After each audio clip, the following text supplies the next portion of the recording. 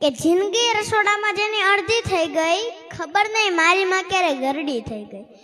બધાનું ભાણું સાચવવામાં કેવી તો એ પડી ગઈ, ખબર નહીં મારી માં ક્યારે એકલી પડી ગઈ.